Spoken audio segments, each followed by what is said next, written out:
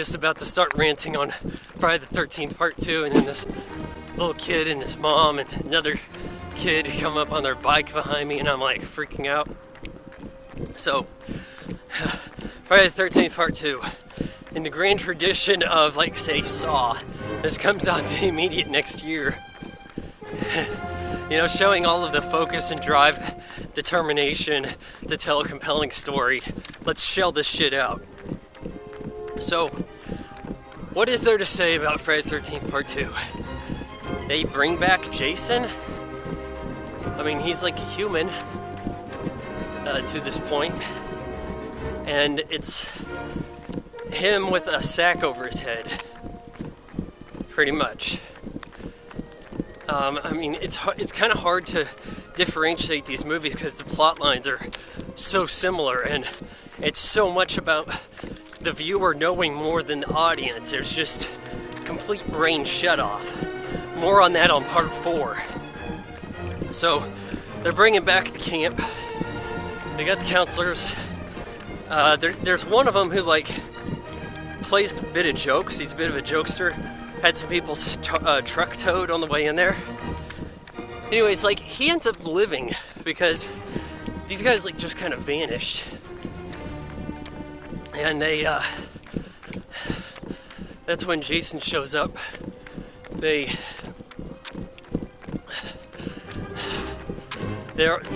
mostly getting killed off one by one, but some of them had went to this bar, like the jokester, so he's okay. Actually, I guess I skipped over the beginning where the girl from the previous movie got stabbed at home and had Mrs. Voorhees' head in her refrigerator. Jason did it. And Jason's an adult. Not really explained how he got here. He goes off campus grounds to murder people in who knows what city. There's not a big effort here. He's got a bit of superior strength. He squishes one guy's head to the point his eye comes up. No, shit, I think that's the third one. Anyways, yeah, that is the third one, because in this one, we're down to the final girl, and actually her boyfriend's still alive too, or guy friend, who knows what. And she's in a situation where she's like trapped by Jason, and she puts on mom's sweater and pretends to be Mrs. Voorhees. I think she saw some newspaper clipping, so they had a bit of a story for it. And she's telling him, no, Jason, don't do that, be a good boy. Here, I got a present for you. And has like a machete behind her back. And that's like, not a bad move, she psyched him out. And as he's about to kill the last guy, she, like, hits him in the head with the machete. No, she hits him in the shoulder, and that seems to have done him in. They head off.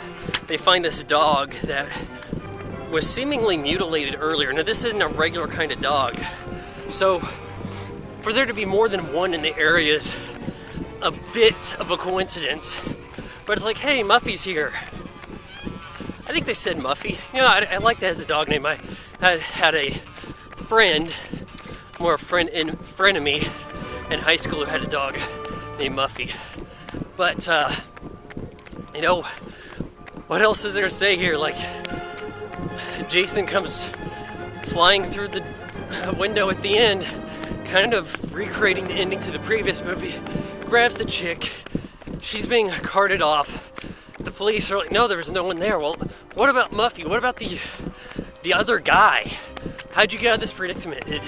Are we pretending that didn't happen too? I'm telling you, the filmmakers don't even care about the story. 2 out of 4 stars.